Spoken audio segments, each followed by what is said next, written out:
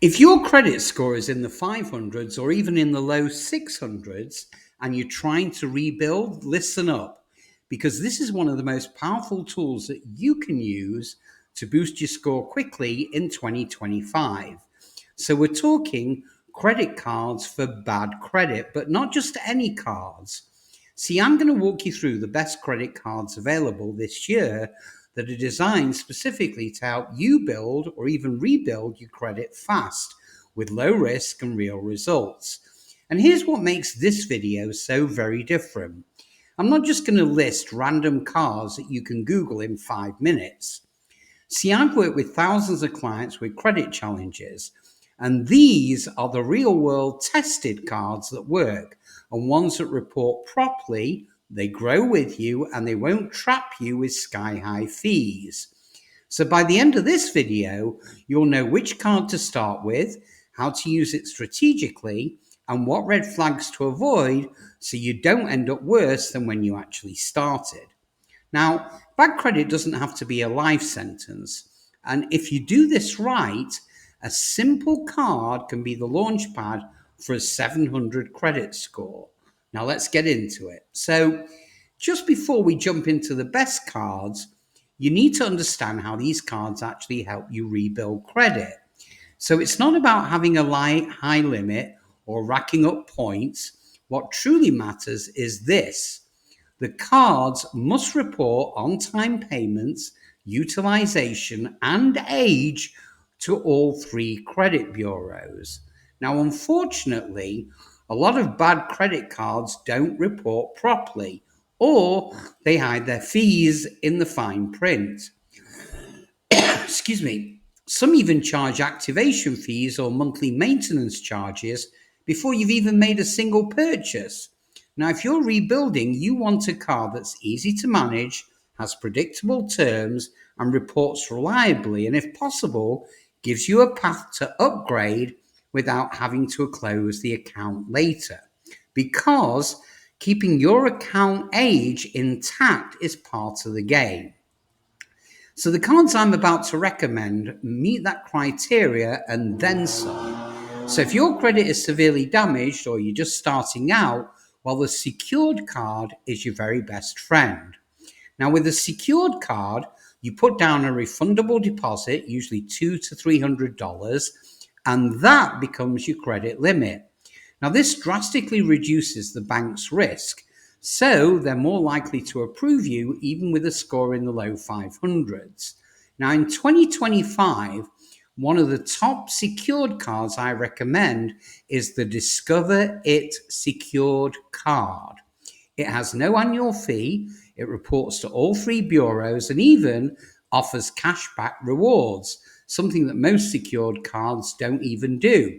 So you can use it for gas or groceries, but whatever you do, keep the balance under 10% and pay it off full before the statement closes. Now that's how you build. Another solid choice, wait for this, is the Capital One Platinum Secured card.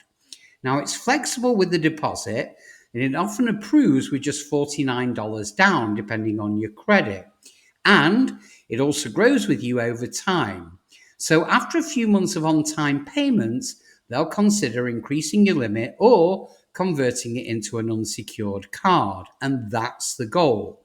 Not just getting a card, but graduating into something better as your score improves.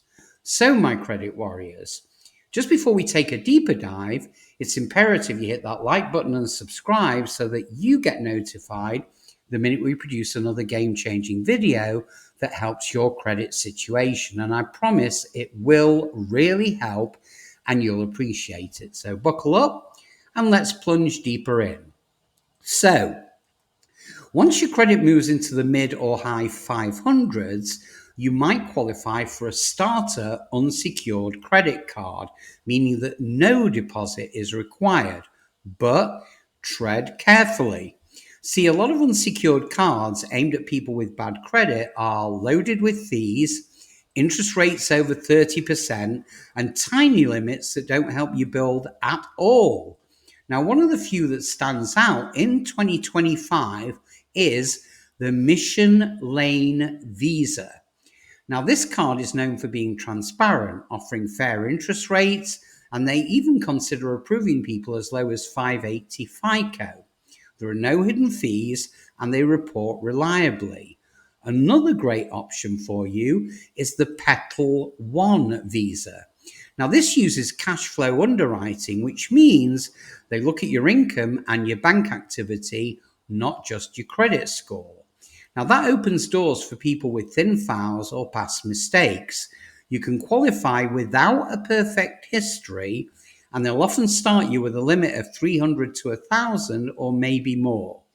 Now, these are stepping stone cards, not forever cards, but they do give you the payment history and the utilization profile that will elevate your score faster than almost anything else. Now, here's the real secret. Just getting that card will not fix your credit. I repeat, it will not fix your credit. It's how you use it that moves the needle.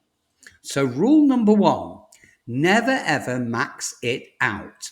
In fact, try not to use more than 10% of your limit at any given time. So if your limit is 300, that means keeping your balance below $30. On to rule number two. Don't wait until the due date to pay it off. Now, most credit card companies report your balances to the credit bureaus on the statement closing date, not your payment due date. Now, that means if your balance is high on the day they report, it'll look like you've maxed out, even if you pay it off a few days later. So pay your balance in full at least 3 days before the statement closing date. That way, what gets reported as a low balance or even zero, and your utilization ratio, well, that will stay pristine. Finally, keep the account open. Even if you stop using it, see, the longer you keep the card open, the more it will help your average age of credit, which is 15% of your score, which is a big amount. Now let's talk about what not to apply for. So avoid cards from companies like First Premier Bank or Credit One.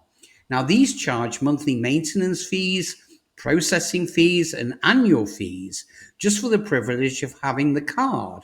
Now they know you're desperate, that's their business model, but their cards don't grow with you, and sadly, they're more likely to hurt you with fees than help you build your credit.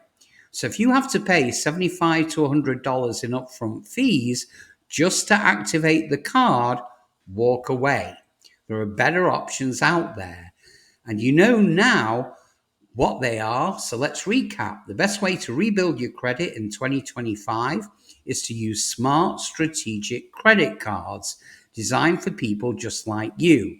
Start with a strong secured card like Discover It Secured or Capital One Platinum Secured. If your score allows, move up to Mission Lane Visa or Petal One Visa. And always remember, it's not just about getting approved, it's about using the card wisely to build the foundation for a better financial future. So as always, if you find this video helpful, drop a comment below. Let me know where your score is today and which card you're thinking about applying for. I promise that I personally read every single comment, and I'd love to support you on your credit journey. So don't forget to like, subscribe, and turn on notifications so you never miss a chance to level up your credit life. So until next time, stay smart, stay consistent, and let's rebuild that score in the right way. And I'll see you on the next one.